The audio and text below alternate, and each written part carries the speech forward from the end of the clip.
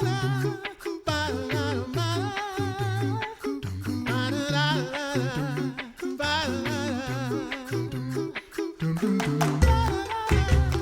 listening to The Coffee Hour. I'm Andy Bates. I'm Sarah Gulseth. Thanks to Concordia University, Wisconsin for supporting The Coffee Hour. Find out more about Concordia University, Wisconsin at cuw.edu. Live uncommon. It is Monday. That means it is Mental Health Monday. Good morning, Deaconess Heidi Goehmann. Good morning. Do people always address you like that with your big, long title, Good morning, Deaconess Heidi Goehmann? They probably just say, Morning, Mom. That is true. Yeah. I have therapy kids and they're like, Heidi. Like, so that's my norm between my own family and the people in my life. Heidi. We'll just start yelling that at you now. Our guest today has been Heidi. It's time for Emotions and the Gospel. Today we're digging into the next chapter, Brokenness and Grace. This might seem a little familiar because we spent most of a year talking about brokenness, finding hope is what. And so we get to dig into this again, particularly from the perspective of emotion. How does brokenness impact our experience of emotions? I would like to propose two special ways. There's probably more. So much about when we talk about emotions and we talk about God, and then you put the two together and we talk about relationships. None of those things, I think, can we sum up in easier, simple ways. And there's stuff we're always learning. And so the two ways that I talk about in the book in particular are, number one, that our emotions, then we experience them in brokenness. And I take a really broad view of brokenness. And in my book, Finding Hope from Brokenness to Restoration, I talk about 4 different realms. But the thing I think that is most important that we understand when we talk about emotions and brokenness is a non-judgmental stance of it, because emotions are so personal and generally a challenge for us to wrestle with. And so brokenness in the idea that that is just our state as humans in need of mercy. That is what it is for us. It's not necessarily our fault. And certainly there are things we can take fault for, but it's really important that we don't have to own everything that's messed up. And so understanding that it's just our state as humans, that we need help, we need mercy, we need forgiveness, we need grace in our life. And that helps us to be able then to step back and understand that we experience our emotions in that. And so then it's not quite as fault-oriented when we talk about emotions. There's certainly things we need to own and take responsibility for, but there's also a lot that we don't need to. And so we experience our emotions in the realm of brokenness, that the world is hard. And I give this example of gardening. And, I'm not a gardener, and there's a whole story about it, but... Good story, by the way. Thank you. But I had this one year where especially just nothing thrived. Nothing even grew. Like there were maybe some leaves, but there were definitely no vegetables. And there was nothing that bloomed or blossomed. And I kind of took it as fault. Like I am a terrible gardener. And that's what we do as humans, right? We jump to this negative cognition of I am not good enough. I am not smart enough. I'm not enough. And so that's where I was with this gardening. And it was really silly because it's not even a big part of my life, but it became this thing where I was like, just really kind of sad about it for a few days.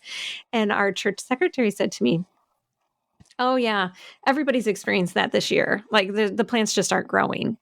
And it changed everything about my demeanor. I was like, suddenly there's a breath of fresh air. And I was like, oh, it's not me.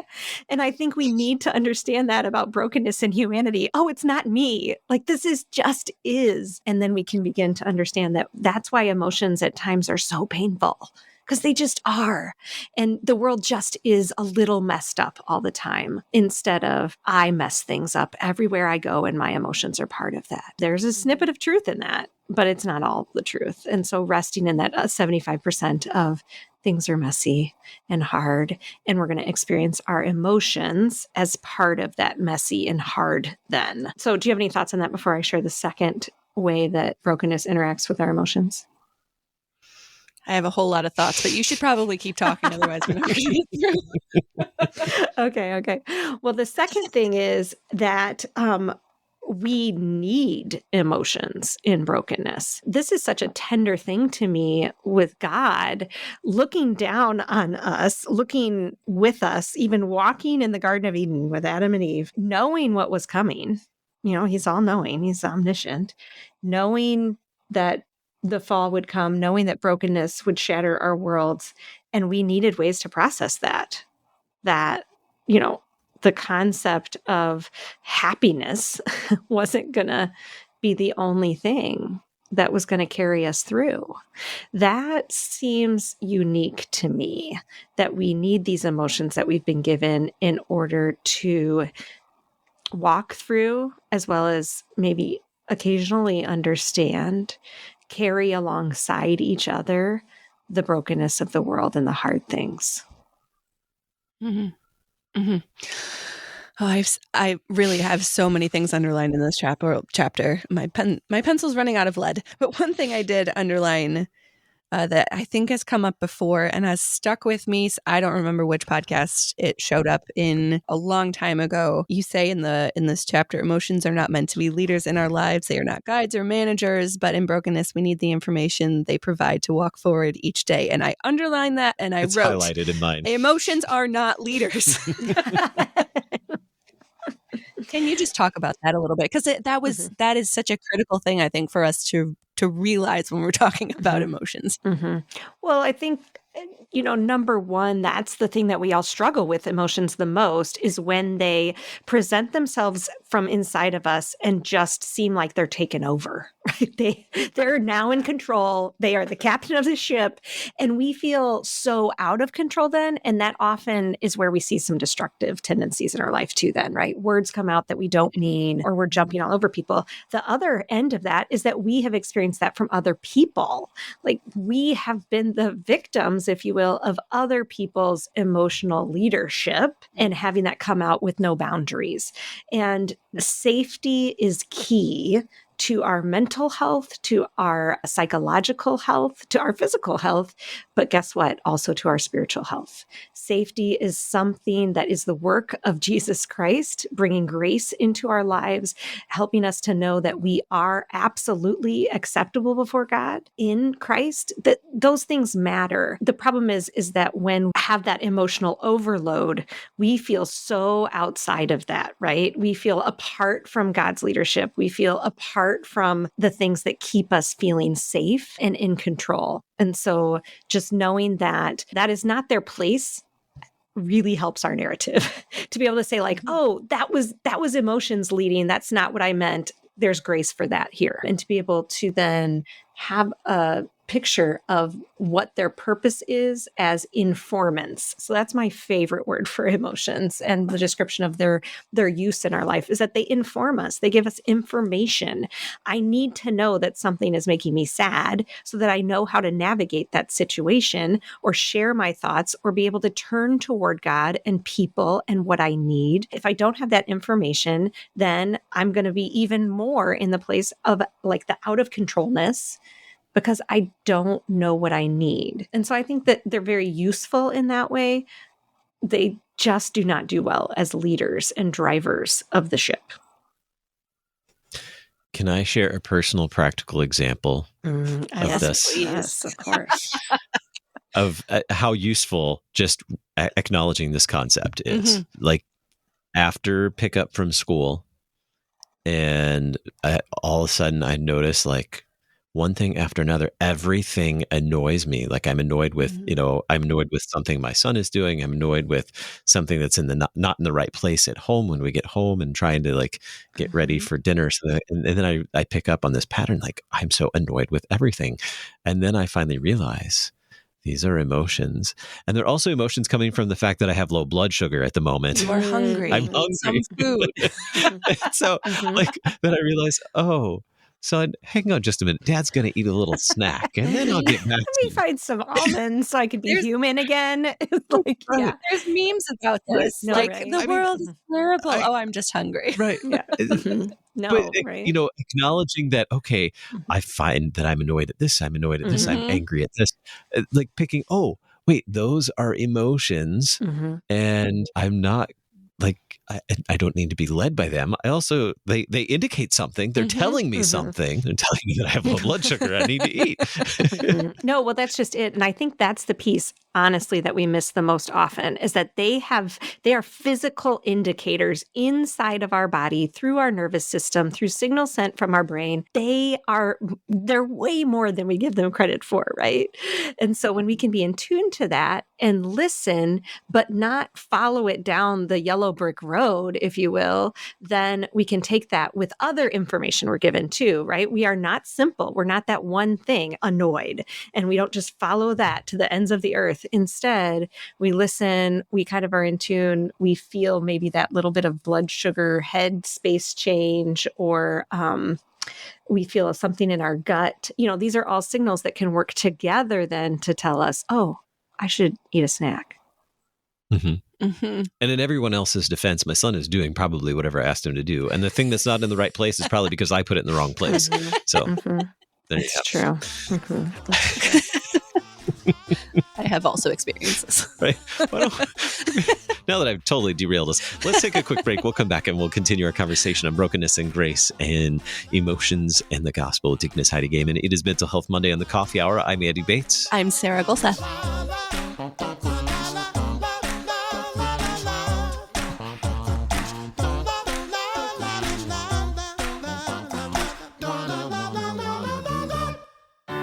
At Concordia University, Wisconsin, we believe you were created for a reason: to use your God-given gifts to help others, to live a life of self-sacrifice in a me-first world, to live a life that's uncommon.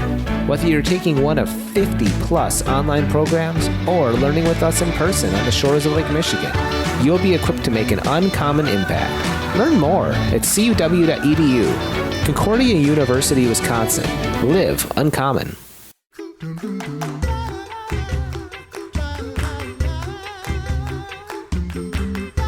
Welcome back to the Coffee Hour. I'm Andy Bates. I'm Sarah Goehmann. It is Mental Health Monday. We're talking with Deaconess Heidi Goehmann, digging into emotions and the gospel. Great new book from Heidi Goehmann. HeidiGoehmann.com is where you can read more of her work there as well. All right, I lost track of where we are. We've been talking about emotions and this brokenness that we live in. I have a direction I think will help. Well, I was going to say, so first let's go back to like how we use emotions. I think the thing we didn't talk about was the relationship between those emotions and then the action. We laid some foundation for that with emotions not as leaders, but what do we do? How do we change that narrative a little bit? And then I do want to talk about meta emotions because it's one of my favorite things. Yes. So the healthy relationship between emotions and actions.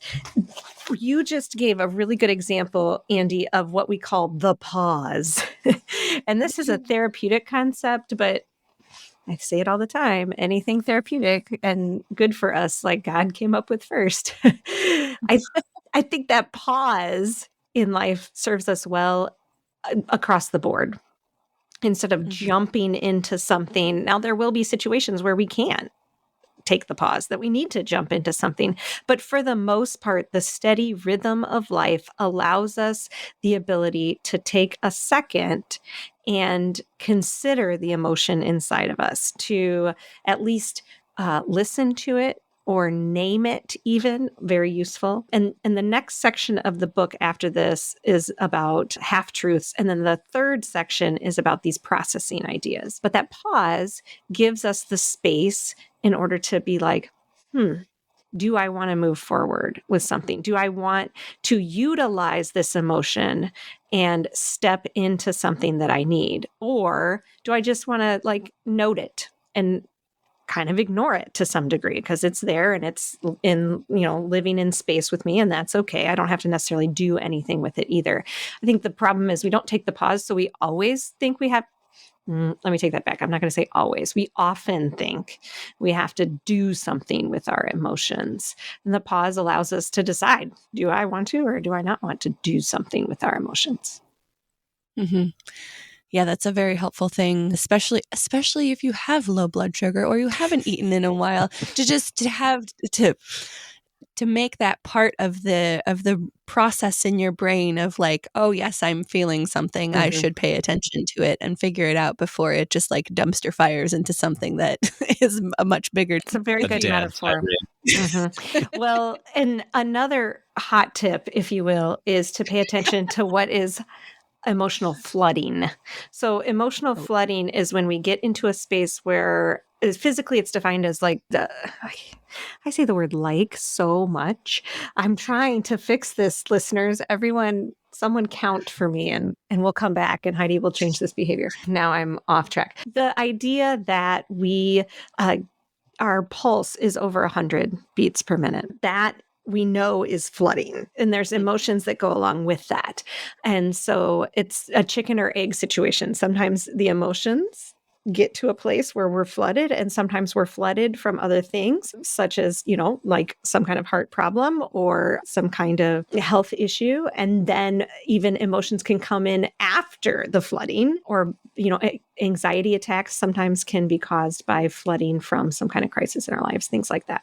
So flooding, we cannot think reasonably. We are not going to be in a place where we're going to talk ourselves down from that situation to be able to see our spouse's point of view or a coworker's point of view, for instance. Instead, in flooding, that's the time we need to take a step back. And so I would say that's a tip about emotions. When you note that you are elevated and your heart rate is increasing, it is a good idea to be like, going to need a break, going to need a pause, going to need to rearrange or move to a different room or whatever we need to do to process that. We want to keep going. Usually that is a choo-choo train waiting to happen, my friends, but we are best served with a pause.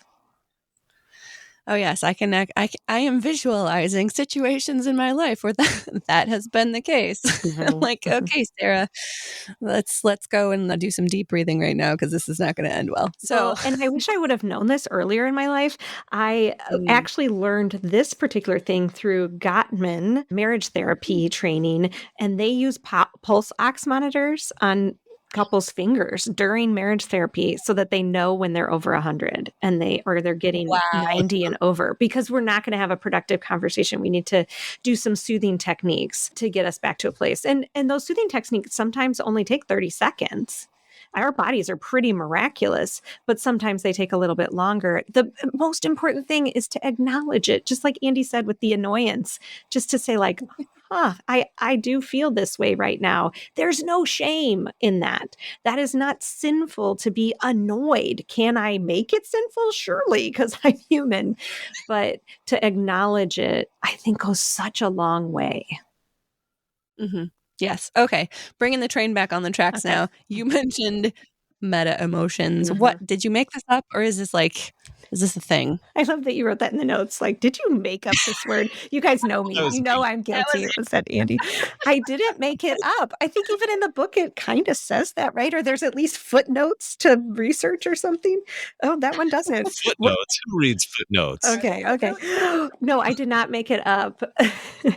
Meta emotions are our emotions about emotion. And this is a really important concept. I'll ask it. Let's be real personal. Do you guys have any emotions about any particular emotions, like ones that you don't really like very much or ones that you really like a lot? Anxiety, anxious about being anxious and guilty about being guilty. Oh, that's so good. You're such a good Lutheran. Guilty about being guilty is uniquely Lutheran. Like, it's so different than, I feel like, the other denominations in the way that they have experienced that. Not that one way is harder or easier. It's just very interesting that is a very specific, I feel like, Lutheran meta emotion. Mm-hmm. Yes, it is. Mm-hmm. Thanks, your turn, Andy. Okay. That was my fun question. Mm-hmm. Did you make that up? No, I did not make it up, but it's emotions about emotions. How about you, Andy? Did you have some? Do I have? Oh, well, yeah. Yes. Anxiety about anxiety. I feel that one. Ding, ding, I'm ding. feeling anxious about the fact that I'm feeling anxious. Yep. Yes. Mm-hmm. Yeah, that one totally all the time. Also, all the other ones, like feeling anxious or guilty about having feelings. Feelings about feelings is the definition of meta emotion, right? Yes. And they do couple on each other, right? It's kind of like a piggyback, these meta emotions are. And so it can kind of spiral out of control. I would say that one of the hardest things is tackling our belief system so that those meta emotions are interacting in a healthful way. And so one of the most dangerous ones, I think, is sadness about sadness. Like I'm sad that I'm sad. That a lot of times, and no shame, again, we are human beings. These are very human things to experience. But there's a belief system in there I probably need to deal with. And I've been that person. I'm a solid 7 on the Enneagram. I really like fun events and excitement. And so sadness is a little harder for me naturally, but I will say that it rocked my world when I dealt with how I felt about sadness, but it also rocked my belief system and how I saw God. And that is very important for us to be able to then have that pause and have that relationship of understanding between our emotions and our action, is getting to that root belief system, if you will. So how does God care for us in our emotional brokenness? It's really quite beautiful. I think if you turn to the book of Jonah, you see God's mercy in Technicolor in such a strong way that Jonah is angry with God because he's merciful. And I love the way that it's written. I knew you would be mercy, God. And, we are often Jonah. Like we want God to be kind and loving, and we want this vantage point of God, and we often are the people who get in the way of our ability to see that. And so knowing that God is mercy, that he enters into the brokenness, that he is an incarnate God who came among us, who experienced emotion himself in a physical form too. Yes, he experiences emotion as God in Trinity, but in a physical form experienced all of this hurt and brokenness and emotions in the brokenness. That, I think, is a place of deep kindness toward us, deep understand. There's that verse in Hebrews, he's a great high priest who can empathize, sympathize, you name it, whatever word you want to put in there, it can probably be translated toward. He turns toward us in our suffering, in our weaknesses, in our emotion states, no matter what they are. That's really comforting to me. Mm-hmm. All right, let's end with some good gospel. Where is the redemption? Yeah. Where is the redemption in all of this? How do we work through this? Yeah. How does God give us like tangible stuff to work through these things? No, absolutely. I think first he provides that place of safety. Like God is absolute safety. We do need to wrestle with how we see him. If you are seeing a fear-based God, that is not the God of Jesus Christ. He instead gave himself up for us. He sees us and looks at us and wants to know us, scripture says. And so the gospel for us is that God isn't even trying to change us. That's not his goal. He doesn't manage us, like it says. Instead, he redeems us and he restores us. So God is always restoration focused in our lives, where we try to make him a manager. And so just like anything else, our emotions, there's grace for that too. And we experience them in grace just as much as we experience them in brokenness. God's grace is bigger and bolder and stronger than anything else. And so we can open our eyes, I think, a little bit and look for that even among the brokenness around us. His grace is alive. Very good. Brokenness and Grace in Emotions and the Gospel from Deaconess Heidi Goehmann. You can read more at HeidiGoehmann.com. You can find more about the book there as well. That's GOEHMANN, HeidiGoehmann.com. Heidi, always great to chat with you. What I haven't looked ahead. What do we get to dig into next time? What's the next? Oh, we're into part 2. Misconceptions. Yes, misconceptions. This will be fun. I mean, I think these are the ideas about emotion that we don't know that we have. So it'll be kind of fun. Yeah, we're going to look under the rug, if you will, and pull out all the junk of emotion culturally. Some spring cleaning. It's not spring. Fall It starts with a story about Santa Claus, so this should be good. You're welcome. Fantastic.